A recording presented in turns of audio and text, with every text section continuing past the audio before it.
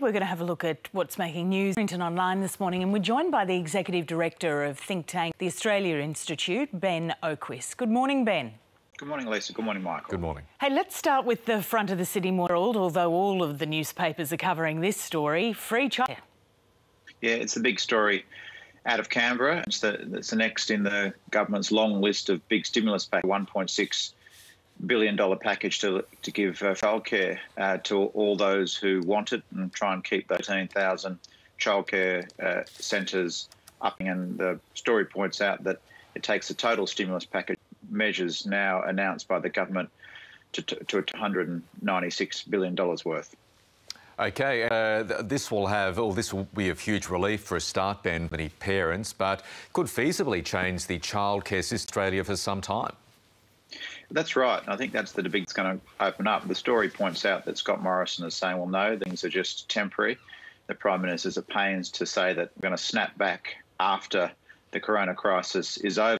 But it is leading to a wider debate about childcare and whether it's more accessible and free, and whether it should follow Nordic, where I'm indebted to our Nordic Policy Centre and its director, Andrew Scott, for information, who tells me that 90% of fees are covered in country Sweden. And of course, they have much higher activity and female participation rates in the economy. And I think that's the thing that David Crowe points out in his piece, the chief political correspondent that goes with this piece. It's going to be much harder than the government thinks to change back these after they've been implemented. And who, for example, thinks we should cut back New Start to the levels that it used to be. So I think it's going to lead to a wider economic debate about a lot of these policies that are seen to have merit inside the crisis, but also outside the crisis. Hey, Ben, let's have a look at the Australian Christian Porter taking on the miners. Interesting. The front page of the Australian's got this story from the Mine Metals Association, who have written a letter to Christian Porter, arguing that awards and enterprise agreements should be actually scrapped for the duration of the crisis, allowing pay and conditions to be cut.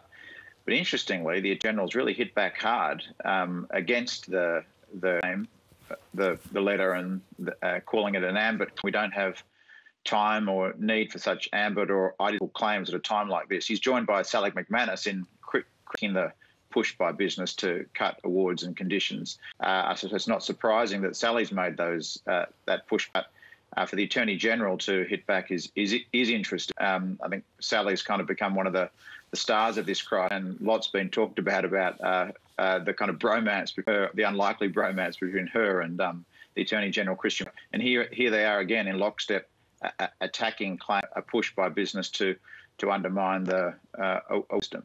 We've seen lots of unusual things, haven't we, in this crisis? Also been things that we'd normally push back very strongly against, curtailment of individual liberties, and also there was a lot of scrutiny of the federal government, and that leads us to our next story. Yeah, interesting editorial, strong editorial in both the Morning Herald and The Age today, critiquing the government's move not to have Parliament sit very much, and suggest Parliament should sit more.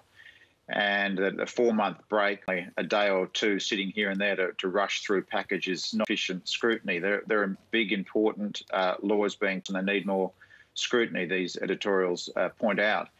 And they go on to talk about a particular proposal on the front page of the papers yesterday from a group of retired judges. I confess that the Australia Institute has been auspicious, that have called for a special select committee to be like a model in New Zealand. This select committee in New Zealand has been set up that meets regularly. Its proceedings are brought live.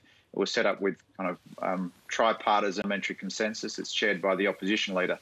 And the paper says one practical solution that could be put in place, but it's precisely at times like this that you need more parliamentary scrutiny, not these editorials point out today.